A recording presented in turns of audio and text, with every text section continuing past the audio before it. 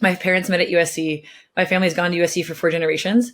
And I would go like on these recruiting trips for a little bit or like somewhat be part of the process. And at one point we were touring UCLA and my dad's like, hey, just so you know, I'm never going to wear powder blue and gold. I was like, thanks, Dad. Really appreciate the free thinking here and support of my choice. And my grandma was like, I'll never root for another team in the Pac-10. And I was like, another support of my free choice. This is great. And so like that was like my upbringing. I did choose USC. I'm very happy I chose USC. As I chose USC, first year goes, like I go there playing soccer. And I don't know about your guys' freshman year, but my freshman year, I was like, this is sick. And then I'm crying every week. I love it. I hate it. I love it. I hate it. It's very emotional. Like you're on your own. You have to manage your own schedule. You have the food hall. You have friends. You have the sports. You have academics. Like it's just a lot going on. Like very, very fun. But I would say like very like challenging to like take the responsibility when like you were with your family and now you're like not with your family.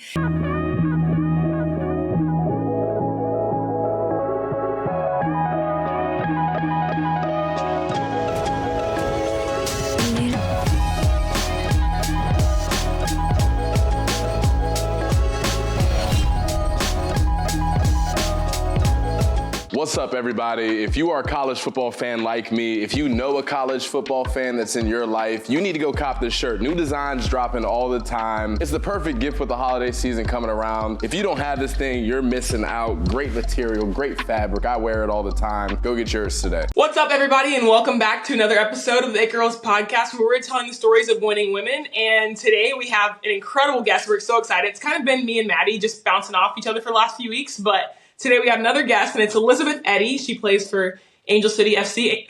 Elizabeth, what's going on? I'm just stoked to be here. I love what you guys are doing, and I can't wait to talk more and hear more about it. I love it. I love it. We're so excited to have you. Kind of, we've been wanting more soccer players. We had Allie Schlegel, who plays for Chicago. What's the Chicago team called? Red Stars. Red Stars, yeah. And she was just the freaking best. And so we were like, we got to find another soccer girl. And then we found you, and you have plenty of hobbies that are so exciting and very intriguing. So we're excited to get into that. But with that being said, Elizabeth, give us, and more importantly, our listeners, like a little bit of a backstory on you and what you're all about. Okay, I'll try to keep it short and specific. I grew up in California, super rad family. My parents are awesome. I'm the oldest of four. Grew up playing like every sport possible. I think at 5, my parents were like, great, you need to get out of the house, sign up for everything. And I was in like multiple sports every season, like a lot of growing up. And then I ended up going to a public high school, played a couple of sports there, made the youth national team, played for the US in a U17 World Cup. And then that age group for soccer, like you start getting recruited in high school to make the youth national team. That age group's kind of like golden ticket. Like every kid's trying to get that scholarship. And then it's like, oh, you're on the US team. And then it's like the stack was like this thick. Like, do you want to come? Oh yeah, great. We'd love to have you. And like, I think it's like there was a letter from this college that I'd never heard of, like Slippery Rock University. And I was like, that's a real thing. Like Google, where is that? And then like all the way to like all these Ivy Leagues, like whatever you kind of want. And that was a really cool experience. But on my personal side of it was like, my parents met at USC. My family's gone to USC for 4 generations. And I would go like on these recruiting trips for a little bit or like somewhat be part of the process. And at one point we were touring UCLA and my dad's like, hey, just so you know, I'm never going to wear powder blue and gold. And I was like, thanks, Dad. Really appreciate the free thinking here and support of my choice. And my grandma was like, I'll never root for another team in the Pac-10. And I was like, another support of my free choice. This is great. And so like that was like my upbringing. I did choose USC. I'm very happy I chose USC. As I chose USC, first year goes, like I go there playing soccer. And I don't know about your guys' freshman year, but my freshman year, I was like, this is sick. And then I'm crying every week. I love it. I hate it. I love it. I hate it. It's very emotional. Like you're on your own. You have to manage your own schedule. You have the food hall. You have friends. You have the sports. You have academics. Like it's just a lot going on. Like very, very fun. But I would say like very like challenging to like take the responsibility when like you were with your family and now you're like not with your family. And that was like a big growing phase. And after that, my soccer team, we didn't do great. And then the next 3 years, we also didn't do great. And every year, my friends at like Stanford used to say, hey, Liz, we have a full ride for you. Do you want to transfer? And now every time I say, hey, I'm emotionally unstable right now. Please stop asking me. I'm done talking to you if this is the topic of conversation. And then I call my dad, like at one point, like probably sophomore year, I'm like every week, like crying, Dad, like I want to transfer. What should I do? And he was like, okay, where do you want to be long-term? What are the types of people you want to meet? Okay, you want to be in Southern California? Wow, it's USU. She like, wait, do you really want to go to UCLA? You're right. I don't want to go to UCLA. So that was like his process. But then he would say like, you have 2 to 4 hours a day towards your sport. You have 20 to 22 hours every single day to make life sick. That's totally on you to be a crybaby and pout and like have a bad attitude. But like they're paying for your school, like find a way to enjoy it. So I think my sophomore year, I joined a sorority. Junior year, walked on the lacrosse team. Senior year, started grad school, and then ended up getting drafted. And then I went to the team after my senior year. My lacrosse coach called and said, hey, we'll pay for grad school. Come back for your 5th year. So like, because I like worked through, committed to sticking with the first commitment of like stay at USC, it made me grow a lot as a person and like become much more like well-rounded and holistic. And had I been at any other school and your soccer career is really successful in college, I would have not found all these other things I'm really interested and passionate about and can't wait to do when soccer career is done. So like, I'm just really thankful that my parents, I'd say, were like, hey, like honor your words, stick to your commitment, follow through, like, and like take it upon yourself, take the responsibility to make the experience what you want. So like that was a really cool thing. And then been playing pro the last 9 years. Yesterday just signed a tier deal for Angel City for the next 2 years, like guaranteed. So I'm super stoked to like be hometown. And that's like kind of snapshot of, that was a lot longer than I said, but 10 minutes. No, that's great. And it leads in so well to so many things I think we want to talk about. But first thing is, a week ago, I did a podcast episode. It was just by myself. And I talked a little about the transfer portal and talked kind of the same exact thing that you said. Like, when you commit to something and you tell someone you're going to do something and you say you're going to do it, that's what you're supposed to do. And I think you're a really good testament to that. And I guess just like talk a little bit more about how hard it was to stick through that, but I guess how much it paid off in the end. It could have been so easy for you to transfer and go somewhere else. Oh. Yeah, especially with like having played in these national team, like every coach knows you and wants you, but it's like, what do you want to be to yourself more important than like, it's almost like long-term success for short-term. Like, what do I want long term? And then be willing to like, I would almost call it eat dirt. Like eat dirt until you get there and grow the skills. Like, I'm sorry, it's going to suck, deal. Like take it in the face. It's going to get better. But like, if you quit now, you will not grow that skill. And then life will force you to like experience that failure of skill again. And you'll have to learn later down the line, like, why not just suck it up now and do the work? So like, I would say choosing to stay at USC, I'm so thankful I did. Like I grew so much as a person. I met so many cool people. And to this day, like my best friends are probably my sorority sisters, which I loved because like they didn't care about my sport. And I like love sports. I love competing, being the best. And I'm like, I'm around that too much. I already bring enough of that. Like my sorority sisters were like, if we get a 3-point or higher, like we study hard together and we party together and we dress up in cute costumes and we get to be a girl. And I'm like, yes. So that was like really cool. Like I never would have thought that's what I wanted, but I needed that. And then like now, like 3 of the girls, like I was in their weddings, they'll be my weddings. I'm like, wait, this is so cool. Like I found these people that like are so different than me, but had such like deeper core values similar. And like that was, I'd say, like the biggest thing is like life's about people, and like you'll be surprised where you'll find some of your best friends. So, and Elizabeth, had you not stayed there, you would have never met your sorority girls either. Oh, I would have gone to a different school, been good at soccer. We would have won the championship. I would have gotten like much more success. Honestly, even now, had I made different trades in college, I might have had more soccer success, but I still wouldn't trade that for like the way that I'm even like grown and thinking now. Like I've like been able to take many steps back over playing for 9 years pro and have such a more macro perspective of like, life is like such a game. It can be fun if you want it to be. And you should almost convince yourself, yeah, there's hard things to do. This is easy. And like, you're just going to do the work. And like, it's just way better that way if you think of it as fun versus like, oh, I have all these challenges and it's such a long to-do list. And I don't like that attitude is like kill the vibe. And like, everyone's like, oh, I'm overwhelmed. There's so much pressure, anxiety. And I'm like, oh my gosh, you're thinking about it. You're doing nothing about the task. And wow, you've still done nothing. And it's been hours. Like everyone's dealing with that. And I'm like, guys, I'm done. Like, I'm done with saying, like, let's just take some action. And then when you take action, you realize, oh, it's not that, or it is really hard. Now I better find a mental game to play. Like, cool, let's break it down to a smaller goal. The next 10 minutes, I'm going to like crush this part of X task I'm doing. Okay, good. I did it. On to the next one. Like just like using your brain as the tool it could be is like so much more freeing, I believe. That is awesome. So good. We already got wisdom in here, Johnny. Yeah. Okay, well, I have to rewind a little bit because, sorry, man, but just to like lay this out for my brain and everyone else, you played soccer, you also played lacrosse, you were a student, and you were in a sorority. Like, what did a day, like in that year when you were doing all of that, what did a day in your life look like? Okay, that's a great question. So I started that my second semester junior year. I was living in the sorority house. My parents came to school, and my parents is like, if you're familiar with Southern California, USC is like downtown LA.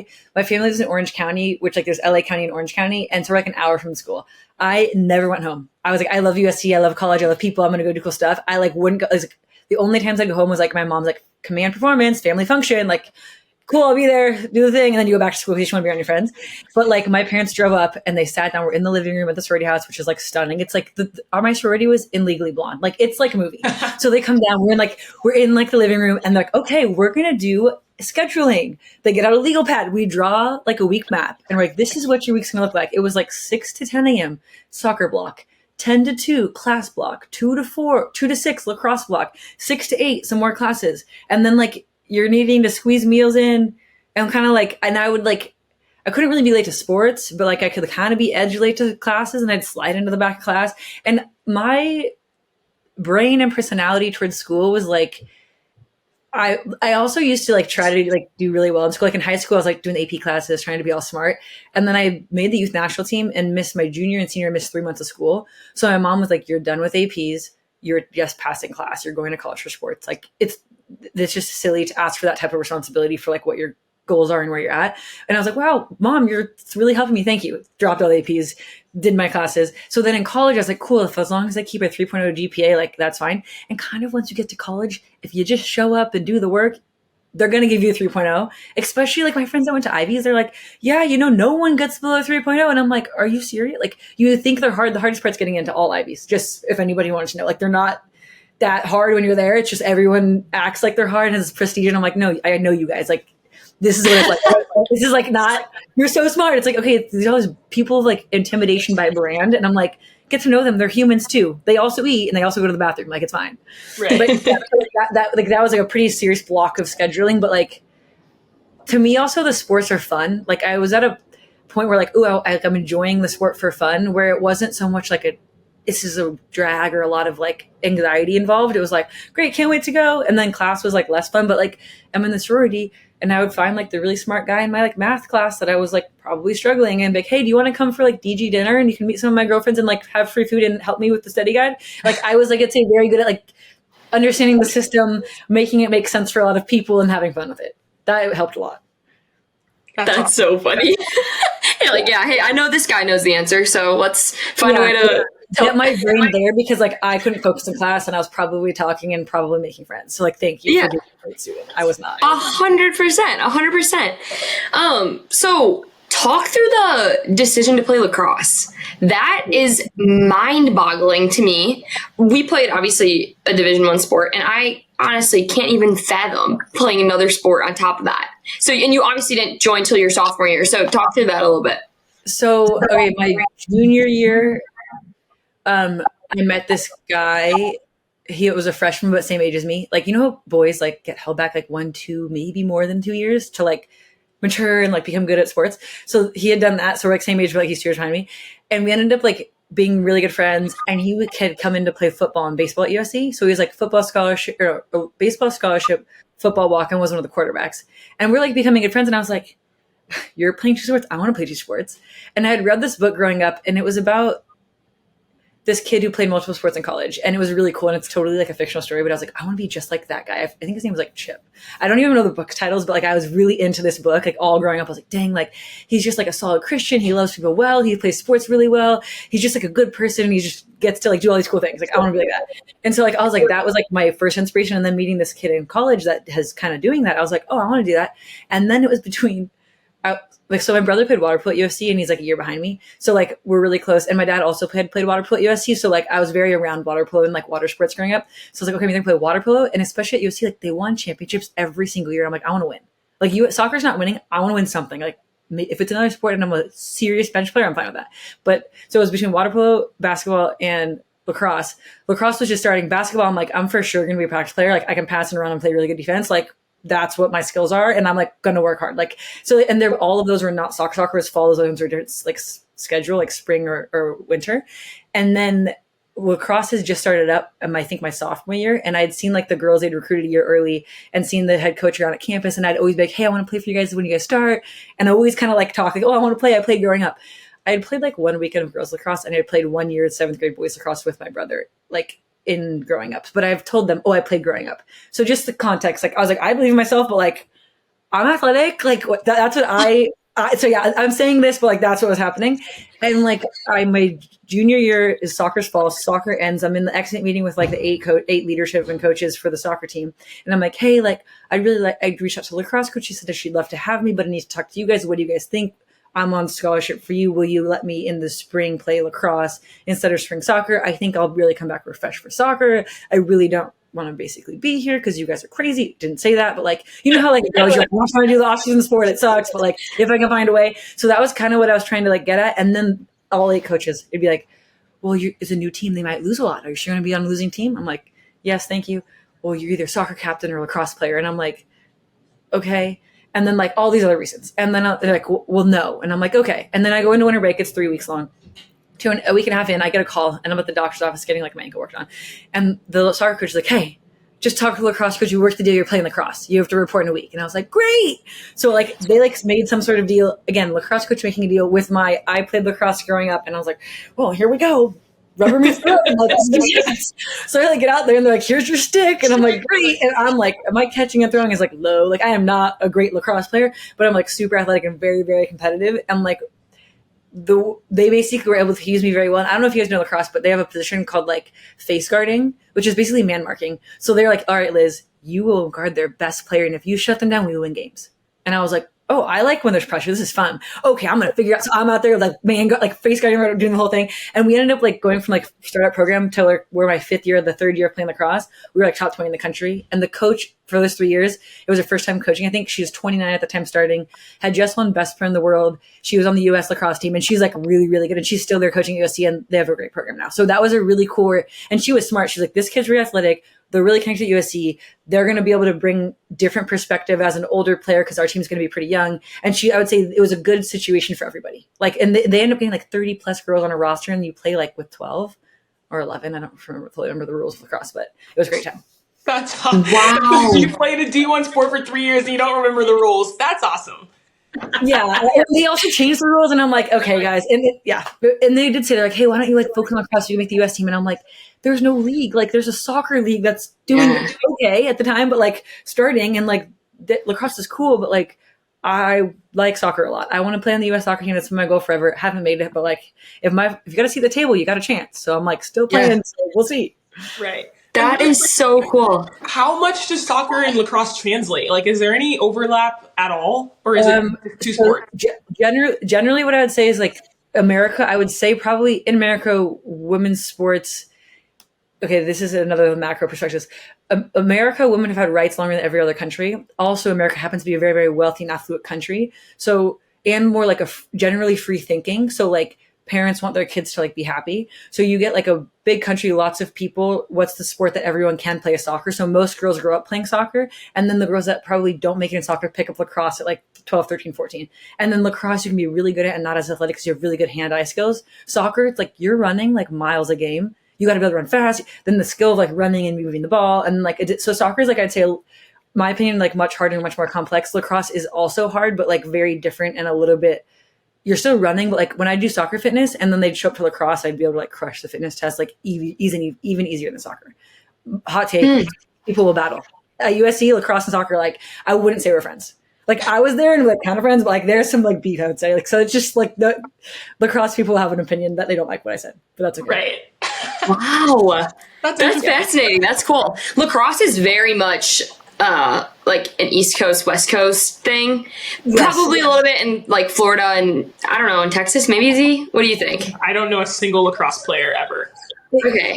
It's like, I would say younger growing sport. And what's interesting is lacrosse is like a Native American sport. So like the original Americans played it. Yeah. So like America's like playing it more than every other country. But then you look at soccer. Soccer is like the world sport. Like we play internationally. I'm like, Germany has a style, Spain has a style, Japan has a style. America has like, we work hard and we're tough. And I'm like, well, unfortunately that did not work last World Cup. But like, so like, you're just like, wow. Like, and then these other countries are starting to invest. So we're like, we've invested. We just don't have like the style of play, even like almost like flavor. Like we don't play like with like flair or like togetherness. Like these other countries are like playing this like beautiful high level, complex, coordinated like movement. And we're over here like, let's just go really hard and one-on-one. I'm like, that's nice at moments. That should be one piece of a large scheme. But like, that's a lot of soccer stuff. Sorry, I get excited about it. No, that's so cool. That's awesome. Yeah. Okay, so you grew up in California. You go to USC. You are now playing for Angel City. You're kind of like this hometown hero in a sense of where like you're playing now, and there's people that have been watching you since you were in high school. How has that impacted your career? How does that feel? What does it look like on game days? What is how is it to be the hometown hero? That is like, I am fully aware that being like playing in your hometown as a professional athlete is like so rare. Like that never happens. And I'm like, God, thank you so much for this opportunity. It could not be something it's like the sweetest gift I could get. Like, I'm like, thank you so much.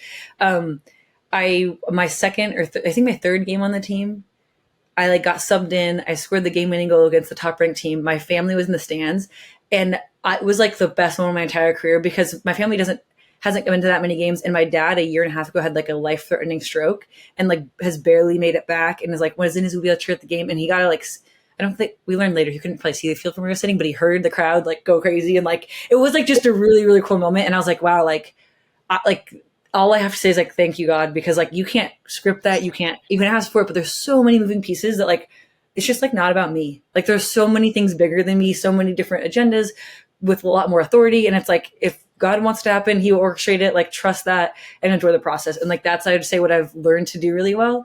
And it's like come full circle of like, God's like, yeah, just one step in front, open the door, you walk. And I'm like, on it, we're doing it. Don't make all these grand plans, like one day at a time. And I'm like, okay, we're there. Yeah, oh my gosh, Elizabeth, that's a great question. And I think it leads well into one of the other ones we had too. We were kind of going through your Instagram and you had a pretty vulnerable post about when you were, correct me if I'm wrong, too, if I get the details wrong, but you were with Houston, correct? Oh yeah. Yeah. And all of a sudden you weren't with Houston.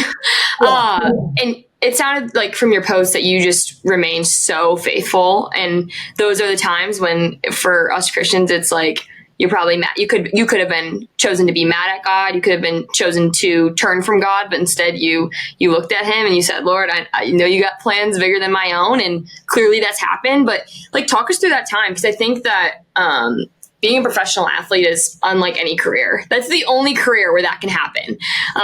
So just talk us through, however you want to, but what that was like. Yeah. So this at the beginning of like 2023, I was on contract with Houston, went to preseason. It was a new coach, a newer GM.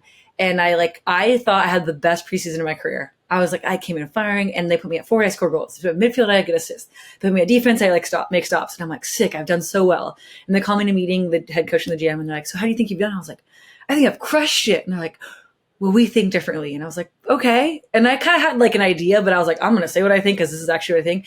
And they're like, yeah, we just feel like it's not really working out. So we're going to be cutting you. And I was like, okay. And then I was like, and it wasn't a really long conversation. I think what I did end up, I was really like proud of myself how I responded. Cause I also, having played for a long time, I've like been able to like see like, okay, head coaching is really, really hard. Not only are they picking like who's on the team, they're picking who's playing, which players they focus on. Not only is it that, they're talking to the press, they're talking to the ownership, they're talking like trying to build a fan base. Like there's a lot going on, and I'm like very cognizant of like how difficult that is. And like, okay, I'm a player, so I'm in like this 20% of their time, and then I'm like maybe not their favorite player, so I'm in like, you're just like, what's the realisticness and where am I at? And then with that perspective, so then my response was like, okay, that sounds great. Like, I would honestly want to just share with you guys, like, your jobs are really hard and you've done a great job. Like, it's your first time ever head coaching. This is your first time ever being a GM. Like, I understand it's hard and like, I'm not happy with the decision, but like, you're the person that has to make it. You've made it. And like, when can I leave? And they were like, oh, wow. Like, that was pretty quick. I'm like, I mean, there's nothing else for me to say. Like, you made your choices. And that's what I would also say to anybody in team sport is team sports is a game of opinions, and that head coach's opinion of you is what matters in their little world, which is what you've chosen to subject yourself to. If they don't like you, that's okay. Become aware of that. And I would say there's 3 pockets on every team sport team. There's the 6 or 7, at least in my sport, they're building the team around. Volleyball might be like 3 or 4. Then there's the bubble players. There's like 3 to 5, 7 bubble players. Then there's the people who you're not getting many reps or opportunity. And the biggest thing is like be aware of what bucket you fall in. And then if you're in it, then like honor the commitment you made, but then like be ready for the next opportunity and know what you want next time. And like, then if you happen to be in like the people they're building around, like enjoy it. That's great place to be. That's where you really want to be. But if you can't be there, like, that's okay. It's good for you to learn, like, I would say these human skills in these other 2 buckets. So like, I really had to be like, cool. I'm like, I'm off this team. Like, and then then I said, okay, when can I leave? They're like, wow, okay, you can have the doctor meetings this afternoon or tomorrow. So I got those done. And then I had to go back and ask something like 20 seconds after I left. And they're like, I think I said something along the lines of like, what's the next step? And they're like, well, maybe we should just hire you. And I was like, I'm not going to respond to that. That is not funny. I'm not in the mood to hear that. I'm going to leave. See you later. Like I just like walked out again. And I was like, I am so the audacity. I'm done. Like I just need to leave. So I packed my car and all the girls, like I really liked the team, but also like that's sports. You like have all these friends, you do every day with them. And then it's like, you get cut, you're on to the next. And so then I like hopped in the car, started driving from Houston, Texas to California. My sister happened to be in like Alta, Utah, like working at a ski resort, and like she's a really big skier.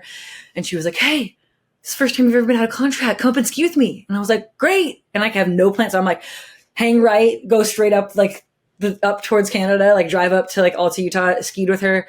That was a crazy experience. I have not skied aggressively in 9 years. I got carried away. I got like people were like, oh, you're kind of good. And I was like, oh, I'm kind of good. Like, you know how you're like, I'm going to be cautious. And then people gas you up and then you have no control anymore. And you're out there like doing stupid stuff. Like that was me. And I like I had a crash and I was like, thankfully fine. And I was like, oh my gosh, my dad's coming back from a stroke. If I just hurt myself to be as needy as my dad, I will be so pissed at myself for how selfish that was. Like, thank you God for saving me.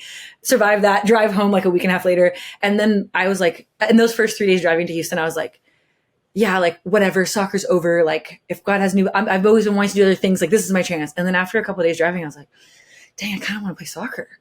Well, like I have no options, but like I know what I know what I want to do. And that's, I think, a really great place to, like, it's okay to have no idea, but then once you know, you're like, okay, like now I have direction and I have purpose. So then I'm like, should I even go skiing? Cause like, I don't have anybody on any like teams to go out to right now, but like, if I'm really serious about soccer, I shouldn't go, but I followed through some time with my sister, came back, and then I kind of just stuck to training, and I was going like week by week, but like I was in preseason. So you're like gearing up for season. So you're at a certain point of fitness and like types of running. So I keep that up. And after 2 or 3 weeks of that, I'm getting like no phone calls. And I'm like, well, at this point I better reblock and go down to like longer distance running and then phase up again. So then I'm like in this weird phase of running. 8 weeks in, I get a call from the team in DC. Like, hey, come out. And I'm like, okay. And they're like, yeah, we have an international break coming up for the World Cup. We'd love for you to be there for 6 weeks. We're going to come 6 weeks early to train. And the really cool thing with that team is their owner's name is Michelle Kang. And she's this billionaire business like boss. And she just bought majority ownership of the DC team. She just bought Lyon in France, and she just bought a team in London for like the women's version of the EPL there. And her goal is to buy like 8 teams in the next like year or two. And she wants to have a global dominance in women's soccer and like raise the standards. Like this is what every other investor should be doing. So to get the chance to just be around that team for like the time I was really, really cool and eye opening. Kind of like to where you're like, we're into women's sports. I'm like, this woman, like studying Michelle Kang. Like writer Michelle Kang, she started a company. I don't know what, somewhere in like tech and software. And I think she got a contract with the government. So like cash cow, like made a bunch of money. It's like now I want to like make affect things that I believe are important in the world, which is really cool. But then I go there for 6 weeks. I fly out like a day later after the guy calls me, the GM.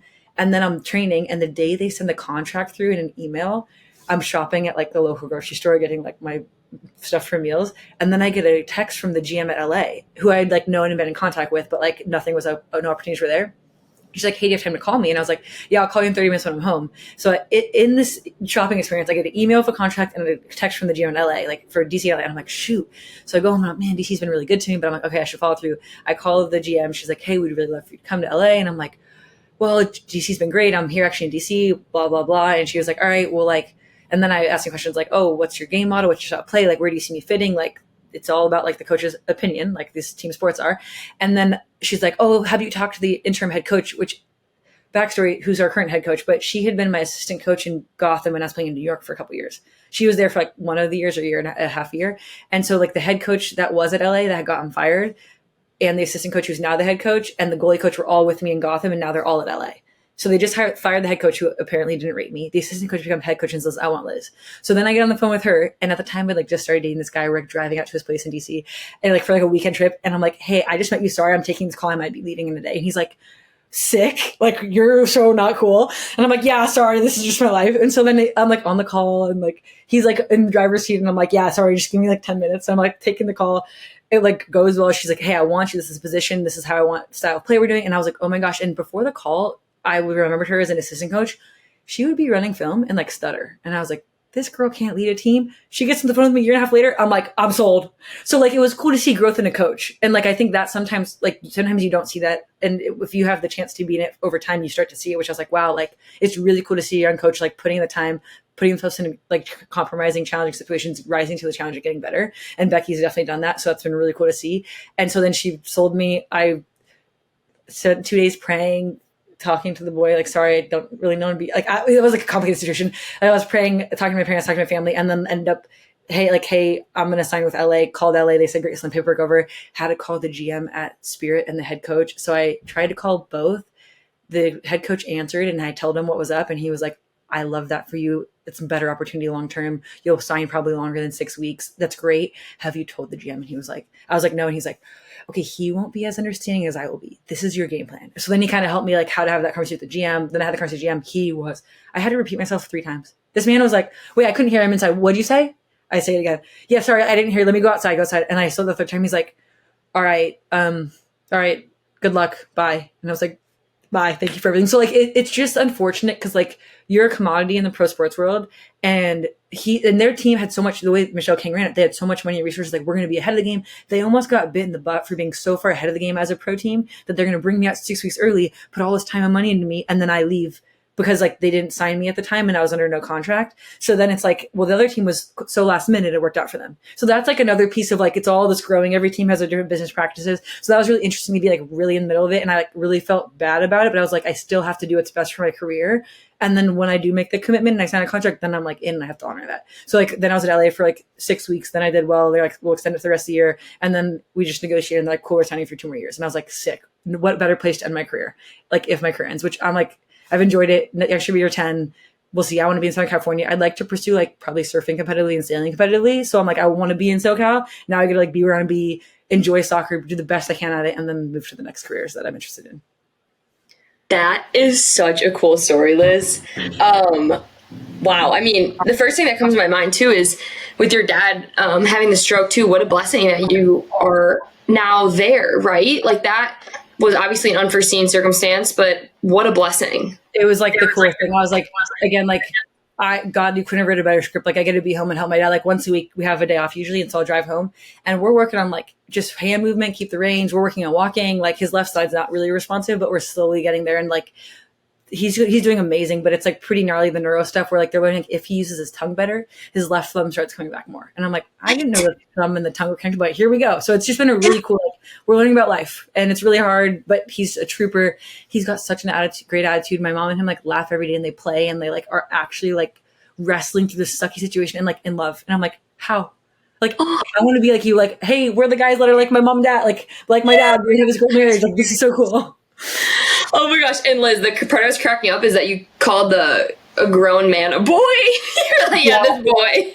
Yeah, that happens sometimes too. I'm like, yeah, you're acting like a boy. Like, it's okay. Maybe I'm acting like a girl. This is great. Oh my gosh. I love it. So let's keep talking about pro soccer. Obviously Z's like in the mix. We talked about it a little bit before we started recording, but you know, with pro volleyball just starting in the US, Z, I guess, is starting to see like what the intricacies of professional sports. And like you said, and I think this is probably common for most careers, especially when you're just starting, is you are a commodity until you prove that you're not. And so talk about where obviously women's soccer has exploded in the US. What do you think is the trajectory of that? And how do you think that it can kind of get there? Maybe say in like 10 to 20 years. Okay. Hot take. I think women's soccer is going to be the biggest sport in the world in 20 years. The reasons why is because we're just like, think of like a startup company where you're 10, we're just starting to get traction and now there's money going into it. And the crazy thing is half the people in the world are women. They want to see somebody that's doing the thing that they could maybe do. And then women are a lot more like, I would say well-rounded personalities and are willing to share that, where guys have this like kind of shut up and do your thing vibe, which I think there's moments that is very important in sports, like do that. But I also think girls are a little bit more like open to share who they are and what they're about. And with that just allows like an insane amount of marketability, which like men's sports have never had. But I think it'll be interesting, and a lot of it will turn into like the league leadership and then player decision making on how they go about like building their brands.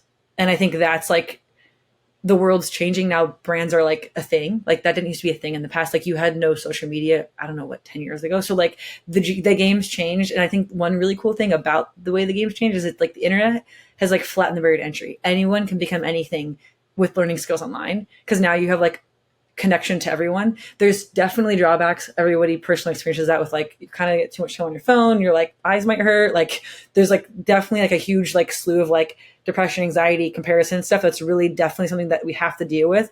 But what I would say is like, again, technology is like a vehicle that exposes the human heart. And then if you can learn to manage it well, it's just a great tool. If you can't manage it well, stay off it until you like grow enough to manage it well. But like, I would just say women's sports, women's soccer specifically, I think it'll be the biggest sport in the world in 20 years. Yeah, and you like your teammate Alyssa Thompson. She's 18, and she's the first ever drafted out of high school. There's someone yesterday, a couple days ago, that signed for $1.4 million. Like that doesn't happen for women's sports hardly ever. It can't happen in WNBA where you can get drafted out of high school. It doesn't happen for volleyball or anything else, and that's really cool to see it take off like that and people sign for that much money. No, it's insane. The girl that just signed for 1.4 or 5 million, I played with her at Houston the last year and a half, and she's a phenomenal player. But it's like, okay, like now the game's changed. Like and I would even just tell players like, figure out who you want to be to the new public square, which is online.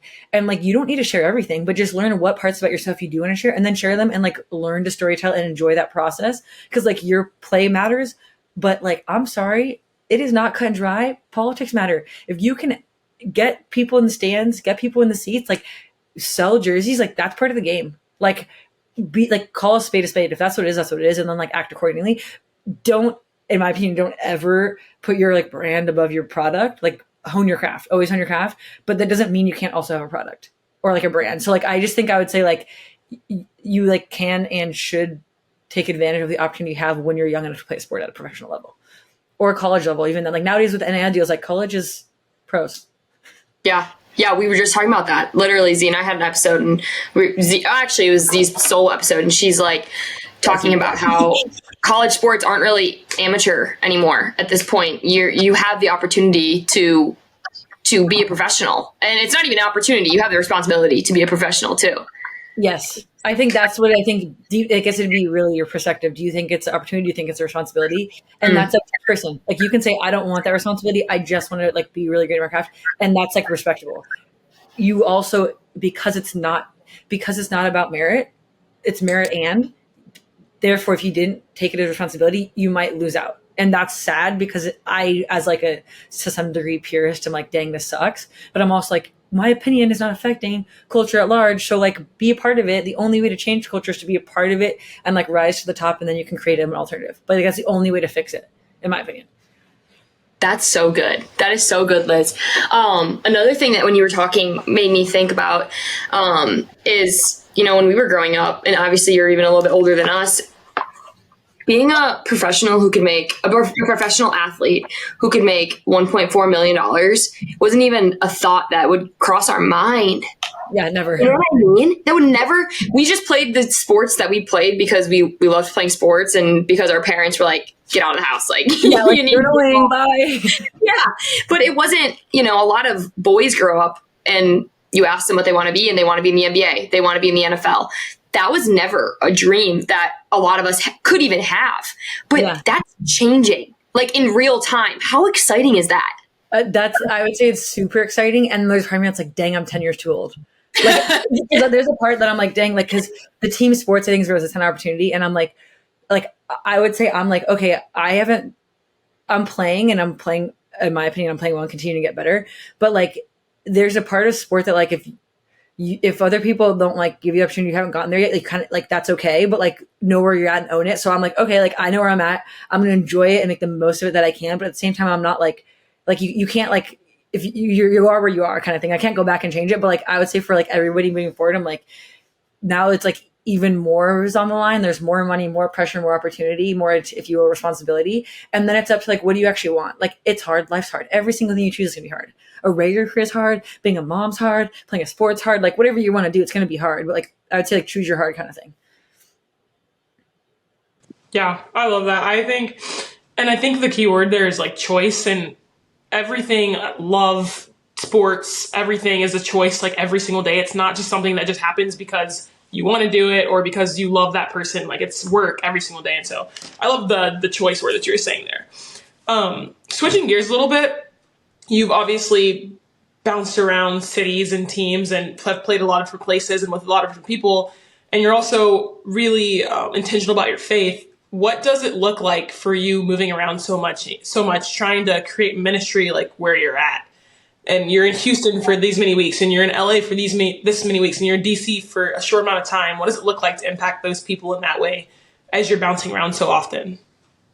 That's a really good question. I would say, kind of like the comment you made earlier about like choice is like really powerful. But like I would even like take a step further back and be like, okay, if God did make us and like he gives us like I want to love you and I want you to love me. Like that's kind of what he asks of us. And he's like, I want you to experience love. Like the only way you can experience love is by a choice.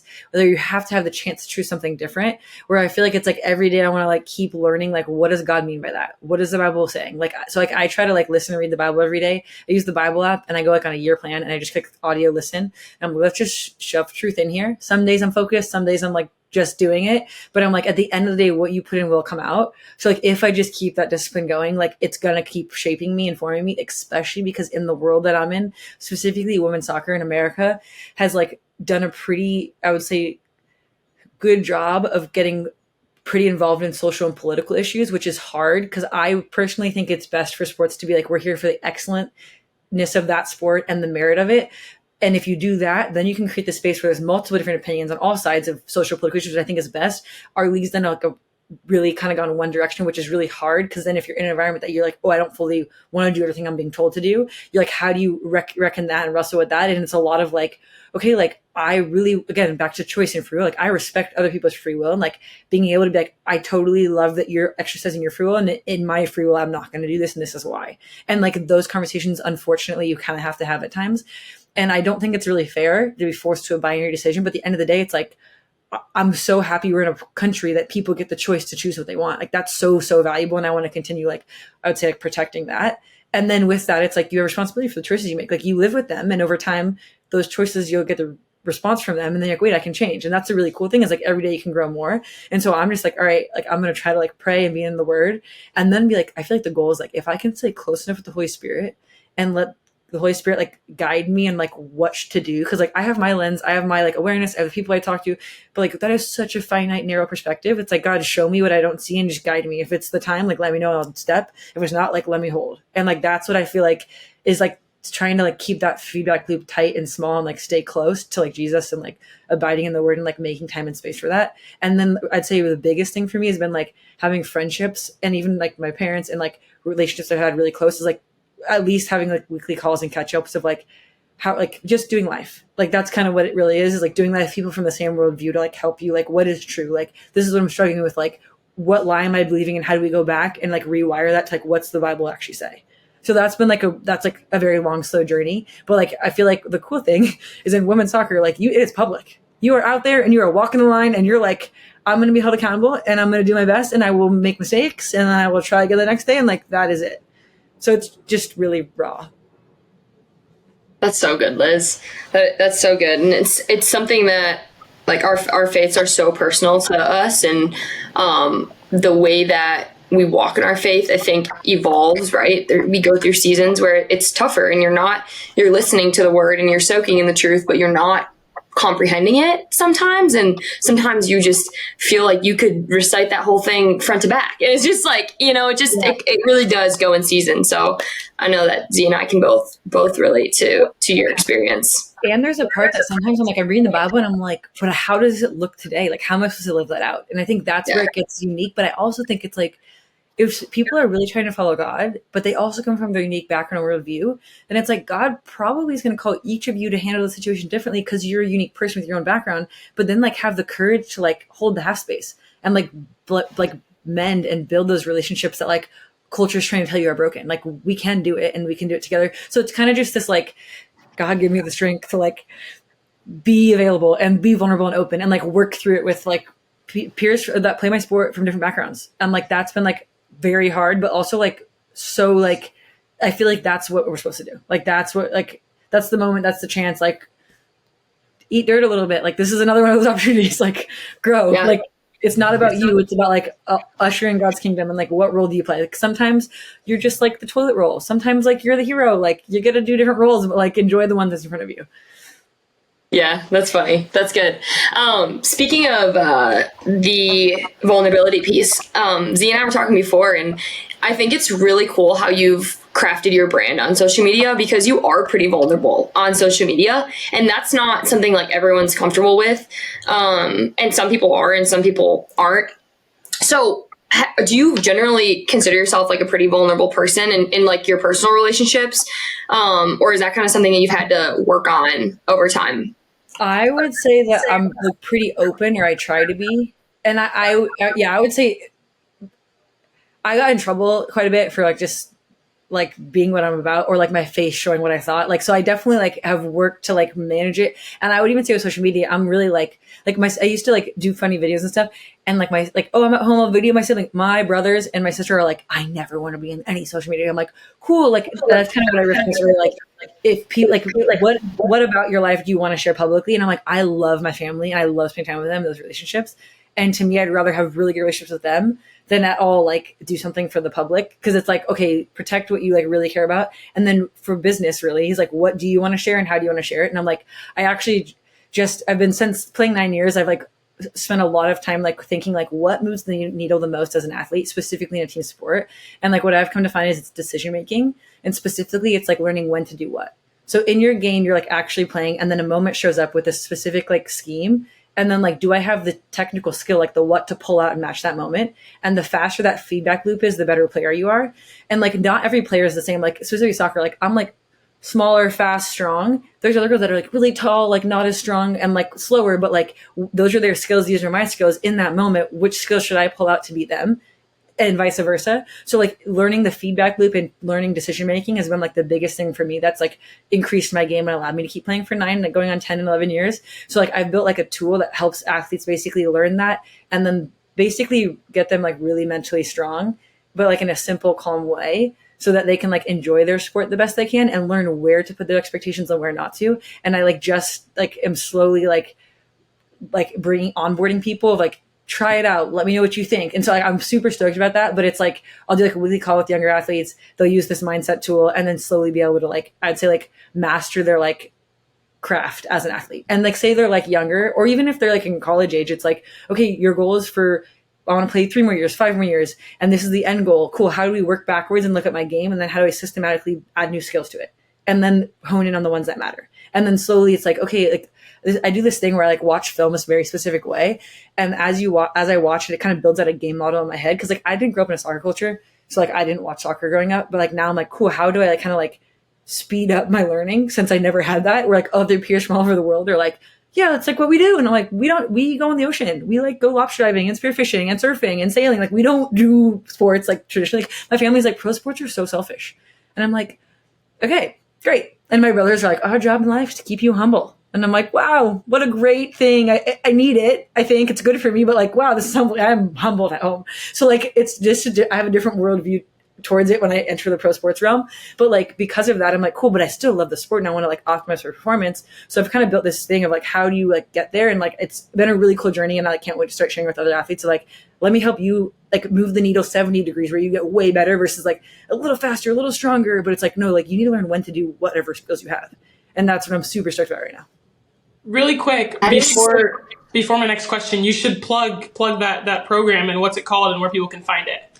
I will. It's called Swaz Athlete, and it's online, swazathlete.com. There's a whole like explanation on the landing page if you want to join. You join. It's a weekly call with me, and we'll go over stuff. And like basically, this is a way to think about sports, take ownership of your career, and kind of build out your like athletic vision for your life, and then systematically build it, work at it. But yeah, swazathlete.com. Check it out. We'd love to see you guys on our weekly calls Sundays at 4. There we go. That's awesome. I love that. And kind of going off mental health and all that kind of stuff, you're currently injured, right? And I'm not going to say you're injured because I'm not sure what it is. Yeah, it sucks. I am, but I'm almost good. Good. Okay. Well, I was thinking as I was reading through this and seeing your Instagram, you're in this cast, and I've been injured a couple times and had to sit out for a while. And I think one thing that happens when you're injured and watching from the sidelines is you kind of see things differently and watch the game from a different view. What does that look like for you at this time? And like, what have you learned that you haven't really learned before? That's a really good question. I would say injury wise, it's like twofold. It's a really cool opportunity to see the game differently. And like, you can kind of almost realize some things that like, maybe you were like, that would have made you frustrated. That's like, wait, now that I'm watching my teammate do the same thing I would do and the coach does this, wait, we're all misunderstanding. This isn't helpful to act in this way. Like, so that I would say would be really helpful just for like having realistic expectations and then learning to like play your hand well and manage it better. And then I'd also say it's a really cool opportunity to like find other things in life that you're interested in. Cause like you do your thing, you do your PT, but like you're on like a 6-week, 12-week, 6-month schedule, 9-month schedule recovery. You just got to like ride the wave. And on that wave, it's like, wait, you actually have the margin to like meet other people, try other hobbies. And like that, I think is so important for athletes to do. Cause I think you guys said at the beginning, like we're more than just athletes. Like I could not believe that more and agree with you guys on that concept. Cause I'm like, wait, everyone, you could almost argue everyone's an athlete. Like everyone needs to move their body to be healthy. And to some degree, that's an athletic-ish fashion. Hopefully more athletic, the more you like get coordinated and whatnot, and then so much genetics. But I'm like, you're so much more, you're so many other gifts and talents. Like I really believe God designed people with so many things they could become amazing at. But so often life only like shows you that these are valuable in this culture or in this society. And it's like, well, that's fine. But like test and see what you love. Like see what makes you come alive and like spend the time when you're injured of like, yes, do the best you can at your PT and your sleep and your eating and stuff. But like, there's many hours in every day that you could still do other things. So like, go try whatever that is. Well, speaking of riding the wave, that was like a alley-oop for a toss into the next one. You have to tell us about your surfing, and also this is not related, kind of related, lobster fishing. Like, okay. What? You just have to talk us through like the both of those things. Okay, so I went to a Christian middle school and then into 9th grade, and then I transferred to Newport Harbor High School, which is a great high school in Orange County. And they had a surf team, and I like grew up surfing, and I was like, oh, and okay. Also a little bit more backstory. In middle school, I was going from 6th to 7th grade. My brother was going from 4th to 5th grade. My brother was like failing his English exams, and my mom was like, you're not learning. These elementary school education system is very poor. I'm a teacher. I'm going to homeschool you so to get you caught up. And I was like, I'm scared of middle school. Like, homeschool me too, mom. And I'm going to be a pro surfer. So like, I get homeschooled beginning of middle school. I wake up at 6 a.m., finish my work by 8 a.m. I'm like, mom, drop me for the beach, pick me up at 2. I'm going to surf for 6 hours. I'm going to be pro. Like, come on. And so I would do what I thought this plan was going to work. I'm like, cool, drop me off. And she's like, well, that's kind of dangerous. And your brother's asleep and your 2 younger siblings are still also asleep. But here's a load of laundry. And I was like, send me back to school. I lasted 3 months homeschooling. I was like, I'm done with this. But I always loved surfing. And honestly, I'd probably say I love surfing more than anything else in the world. So like, I've always like been most interested in surfing, but it's like in the season of life, you're playing soccer and do what's in front of you. And I'd have to like take away surf lines, like the surfing, like I would say forecasting. And I used to have it as my homepage. I'd like delete the app. I can't look at it. Like I'm going to get like upset if it's like really good waves that day and I can't go. So like, I'm like starting to get back into surfing because I'm like, oh, I'm going to be in SoCal. Like this is sick. Like every day I can surf after training. Like it's going to be so cool. So that's like another thing I'm excited for. But I ended up joining high school surf team my sophomore year when I transferred to Newport Harbor. And then I ended up being on JV. So the way girls on the surf team work, there's 4 spots, 2 varsity, 2 JV, and the 2 girls that were varsity ahead of me are like now pro surfers. But I was like number 1 JV slot, and then I ended up winning state. So I was like state champion of California for surfing, and the trophy was like literally to my reputation. I was like, this is the biggest trophy I've ever gotten. Like this is so sick. And so at that time, I had played high school basketball a little bit too, and one of the family friends on the team or the school's dad was taking photos, and he had happened to be also the world champion of surfing, won the Hawaii contest in Pipeline, like back in the day. And he was like coaching like USA surf team, England surf team. And he was like, hey Liz, when you're done with pro soccer, save up 20 grand in 2 years and come talk to me, you on the world tour. And I was like, great. So then when I'm cut from Houston, I'm home for 8 weeks. On like week 1, I like show up to his church because he's a pastor. I'm like, hey Joey, like, I think now might be the time. He's like, oh, really? Like, you want to surf now? I'm like, I mean, let's talk about it. So he like pulls up the list. Like, this is the system. This is the plan. This is the path. And it's like, okay, really cool. And then like, I still wanted to play soccer. So like, I would love to start surfing again competitively. But definitely like while I'm playing soccer, I've learned that I like very much like keep the main thing and enjoy surfing more of like an off day thing, like once a week. Like it may be other days if you have the energy or it makes sense, but generally once a week, and like just enjoy it and get like the rhythm back. Cause it's very much like a skill and style sport. And you just kind of got to like touch up on the skills. So like I love surfing a ton. I would love to compete again And it's been a very long time though. It's like since high school, like 20 years ago. That's incredible. Surfing is like one thing that I like can't really comprehend. Like you're taking this board and your body weight and you're floating it on water. I can't float on water myself. Like if I was in a kiddie pool, like I can't float.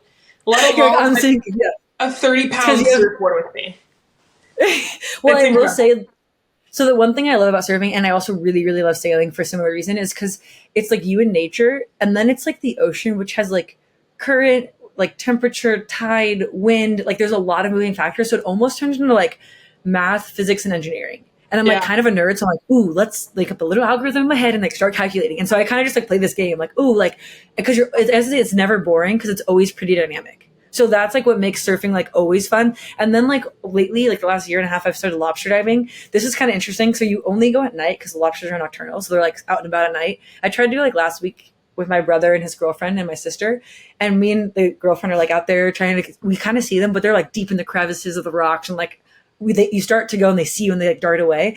So we're going to go, I think this weekend, but basically you get on a full dive kit, like this much of your face shows, you got a snorkel on. I have like a pink snorkel mask and a pink weight belt. So I'm like, guys, I'm a girl. I know most guys do this, but like I'm a girl, I'm out here. And then you have like a weight belt, and my fins are literally to my ribcage, so like 2.5, 3 feet long. And then you have a flashlight and you have gloves, and then on the dive belt you have like a bag, and so you basically like are like going along the surface with your flashlight, and then you see one, and then you like take a big breath, and then you pull up the snorkel and you dive down, and like every 7 feet's a new atmosphere, so you have to like pinch your nose and clear your ears, and then you try, like usually I try to like put the flashlight just off the lobster, because if they see the light for too long they like know they're spotted. So then you go off there, and then you kind of like get close, and then you like have to like snatch them, like grab them, and then you like stuff them in the bag. I'm very novice. So like I'm snatching at them.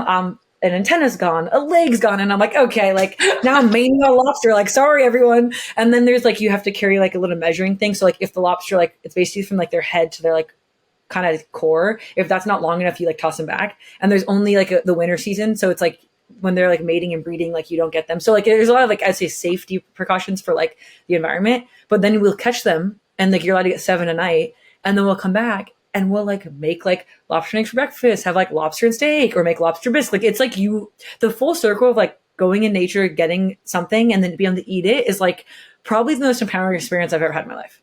Like you guys should try it. If it's hunting, it's lobster, like anything where you're like, or foraging, like where you can eat what you get in nature. Like that's so cool. No wonder lobster is so expensive. It takes like a whole process. And they do have pots, but like I'm like, okay, that's like so lame. Like let's just be athletic about it. Like come on. Yeah. Wow. Yeah, it's pretty fun. Well, I have one more question before we have our big last question. But on your story, literally today, you were somewhere watching Justin Bieber play basketball. And then I was thinking about it, and I was like, this chick has lived in California. Sorry, I didn't mean to call you chick. She's lived in California for like all of these years. You live in LA, you're doing all these things, you're a professional athlete. I'm like, she has to have met some crazy celebrities. So who is the like celebrity you've met where you're like, oh, I'm starstruck right now? Oh, that's a great question. Generally, I'm not starstruck because I think how I was raised, my parents are like anti, like a human's a human. Like no one's better or worse. Like my parents were super big on that growing up. So you're like, whatever. And I would say like, okay, this is kind of funny. My college boyfriend, the one actually who played 2 sports, we dated like a bit through college.